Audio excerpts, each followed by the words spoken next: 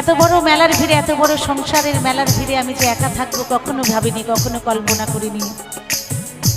এর আগের বার যখন এখানে এসেছিলাম, মেলা বসেছে, আমি রুমে ছিলাম, কন্টিনিউ তো প্রোগ্রাম থাকে, যেখানেই যাই মেলা বসে সেখানেই আমার কাছে এসে বলে, যশোদা কিছু লাগবে, একটা কানের নিয়ে আসবো, একটা টিপ কিনে নিয়ে আসবো।